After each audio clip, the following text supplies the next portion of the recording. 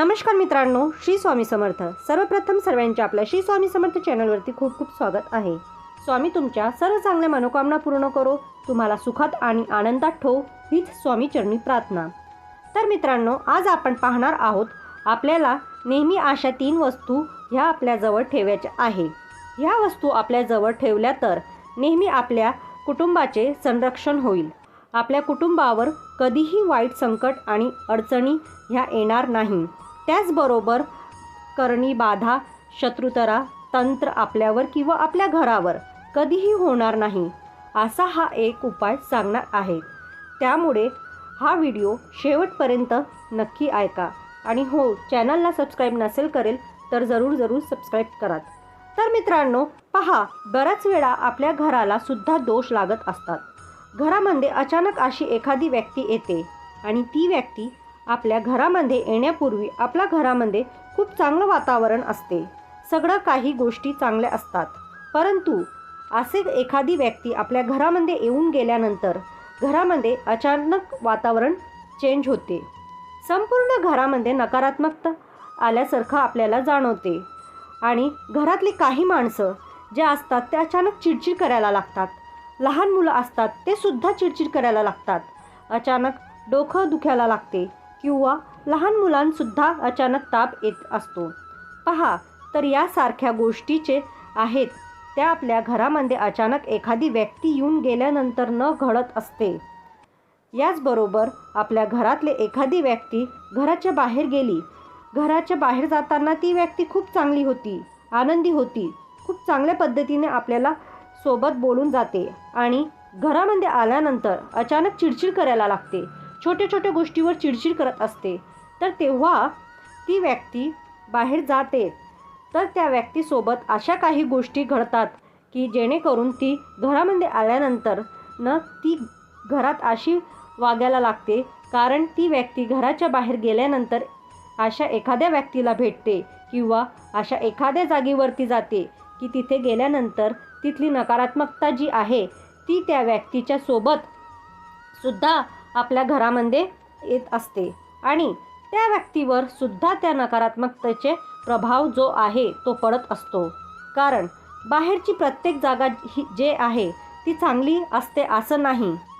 काही ठिकाणी बघायला असतो तर काही ठिकाणी ॲक्सिडेंट झालेला असतो, तिथे ती भरपूर प्रमाणामध्ये नकारात्मकता असते किंवा आपण ज्या व्यक्तीला भेटतो त्या व्यक्तींचा मनामध्ये आपल्याबद्दल वाईट भावना असतात, ती आपली शत्रू असते, परंतु आपल्या माहीत नसते। तर अशी शत्रुबाधसुद्धा आपल्याला लागत असते आणि आपल्या शत्रू असतात ते नेहमी आपलं वाईट करण्यासाठी प्रयत्न करत असतात। तर अशा वेळी तिची नकारात्मकतासुद्धा आपल्याला लागत असते आणि यामुळे अनेक दोष जे आहेत ते माणसांमध्ये निर्माण होत असतात आणि म्हणूनच तुम्हाला हा उपाय सांगणार आहे। तर मित्रांनो, तुम्हाला नेहमी ह्या 3 वस्तू ज्या मी तुम्हाला सांगणार आहे त्या नेहमी तुमच्या जवळ ठेवायच्या आहे। ह्या 3 वस्तू जर तुम्ही तुमच्या जवळ ठेवल्या तर बघा, तुम्हाला कोणतेही करणी बाधा कोणीही करू शकत नाही।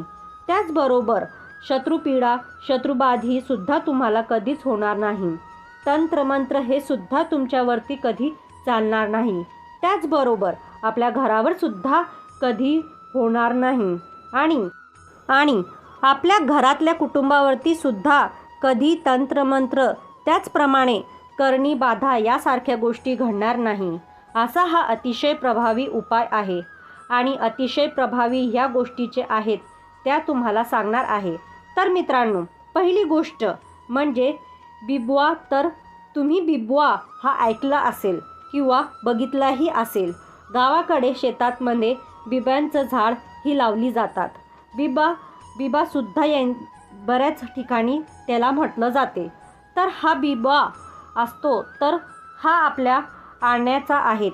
2-4 बिबवे आपल्या घरी घेऊन यायचे आहे।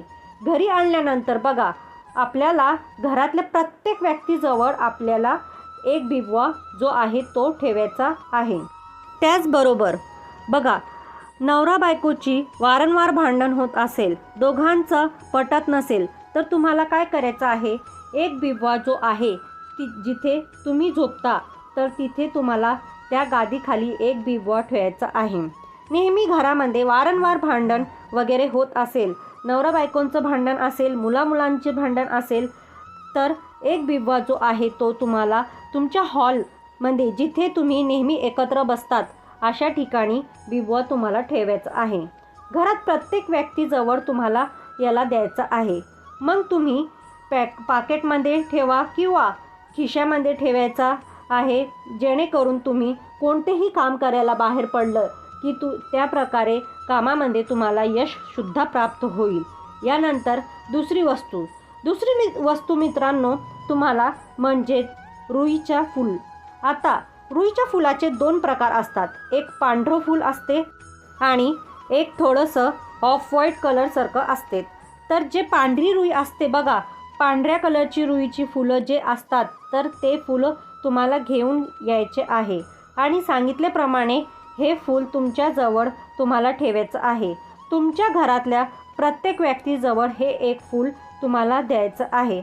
आणि नेहमी तुम्ही कधीही घराच्या बाहेर काही कामासाठी जाणार आहेत किंवा कुठे जाणार आहेत तर अशा वेळी हे फूल आपल्याला आपल्यासोबत हवे, जेणेकरून आपण कुठेही गेल्यानंतर आपल्याला कुठल्याही नकारात्मकता लागणार नाही, कुठलेही नजर दोष आपल्यावर लागणार नाही आणि त्याचा आपल्यावर कुठला त्राससुद्धा होणार नाही.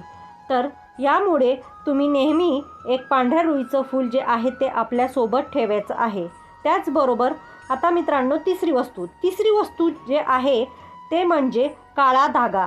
आता तुम्ही बऱ्याच जणांनी बघितलं असेल की प्रत्येक व्यक्तींच्या पायामध्ये काळा धागा असतो. 100 पैकी 99% लोकांच्या पायामध्ये काळा धागा असतोच. आता बरेच जण ह्या काळा धागा एक फॅशन म्हणून सुद्धा घालतात आणि बरेच जण हा काळा धागा कोणाच्याही नजर दोष लागू नाही म्हणून घालत असतात.